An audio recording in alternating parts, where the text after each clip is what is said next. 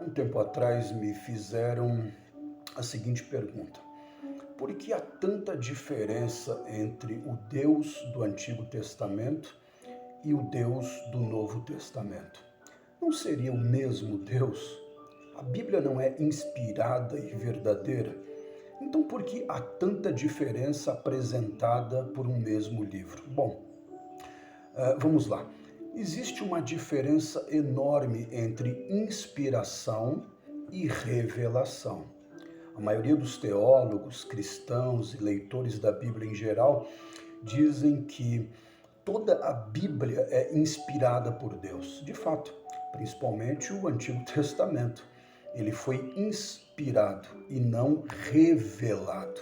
De modo que os homens do passado tiveram uma inspiração, ou seja, eles tiveram apenas um vislumbre de quem era Deus e o interpretaram conforme o contexto sociocultural da época. É por essa razão que há um abismo existencial entre o Deus do Antigo e o Deus do Novo Testamento. Diferentemente de Jesus, que não é a inspiração, mas sim a revelação de Deus aos homens. Ele é o Deus conosco, que se manifestou entre nós. Portanto, a visão do Deus do Antigo Testamento é apenas uma sombra interpretativa e muitas vezes equivocada daquilo que alguns homens primitivos lá da Era do Bronze achavam que era Deus. Mas Jesus é a manifestação do próprio e verdadeiro Deus. Sendo assim, a Bíblia contém a verdade inspirada, mas a verdade revelada, esta só veio por intermédio de Cristo. Portanto, o Deus de quem as religiões falam não é Deus em sua plenitude, mas é apenas o espelho de quem fala. Ou seja, ele é apenas uma imagem muitas vezes distorcida e que se adapta conforme a narrativa do autor. É por isso que há tantas mentiras e absurdos cometidos em nome desse Deus. É por isso que houve e ainda há tantas guerras. Por exemplo, essa guerra agora entre Israel e a Palestina. É por isso que há tanta discriminação, ódio e preconceito cometidos em nome desse Deus, porque esse Deus é misógino, vingativo, maldoso, partidário, segregador, ciumento e punitivo, é apenas uma adaptação do espelho daquele que o enxerga, daquele que o vê dessa forma. E essa imagem não tem nada a ver com a imagem do Deus amoroso e misericordioso que Jesus apresentou a todos nós. Porque se fizermos uma teologia processada pela análise e filtrada pela crítica e despida de qualquer tipo de fanatismo religioso, é facilmente perceptível a parcialidade e o favoritismo com que se narram os fatos bíblicos através da perspectiva do autor. Ou seja, a Bíblia sempre esteve em defesa, ela sempre esteve do lado daquele que enxergava Deus através do seu próprio espelho. Basta você analisar os fatos. Por exemplo, Davi. Quando Davi mata o gigante Golias, a Bíblia simplesmente enaltece tal feito, mesmo esse feito tendo violado um dos principais mandamentos, que era o não matarás. Porém, como quem matou faz parte do povo escolhido, aí tudo bem. Você quer um outro exemplo? Sansão. Quando Sansão é preso e feito de escravo, a Bíblia narra esse fato de forma negativa.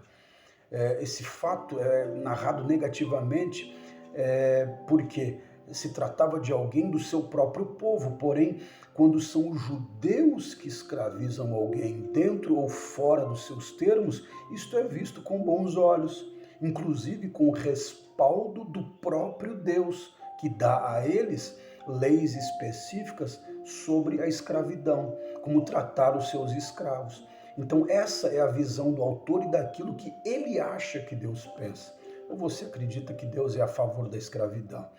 Se você acredita nisso, você precisa urgentemente de tratamento psiquiátrico, de isolamento. Você não é uma pessoa normal. Enfim, o Deus tribal, criado pela concepção da nação de Israel na Era do Bronze, se adapta e que se adapta conforme a vontade do autor e moldado segundo seus próprios costumes, nada tem a ver com o Deus apresentado por Jesus. Por exemplo, quando o Deus tribal de Israel mandava o seu próprio povo invadir terras, matar todos os homens e as mulheres e até mesmo os animais, mas as adolescentes virgens deveriam ser poupadas e usadas como escravas sexuais por esse povo, isso era visto com bons olhos pelos judeus. Mas quando era o contrário, era visto como algo abominável, ou seja, quando nações vizinhas invadiam Israel e transformavam eles em escravos e abusavam sexualmente de suas filhas e mulheres, isso era visto como maus olhos. Então, isso é a forma com que o autor enxerga. Mas na minha concepção e na concepção de qualquer pessoa sensata, normal, ajuizada e no controle das suas faculdades mentais, isso é errado, isso é um absurdo. Isso não pode ser Deus, pois Deus jamais seria a favor do estupro de vulneráveis, do roubo, da apropriação indevida de terras ou do assassinato de milhares de pessoas. Isso não é Deus. É apenas uma visão distorcida e alucinada de quem acha que tem o direito de dizer que isso é Deus. Então vem a pergunta: quem é Deus? Eu sempre fui honesto com todas as pessoas que me acompanham por aqui. E eu confesso a vocês que eu não entendo Deus. É isso mesmo. Eu não entendo o funcionamento de Deus.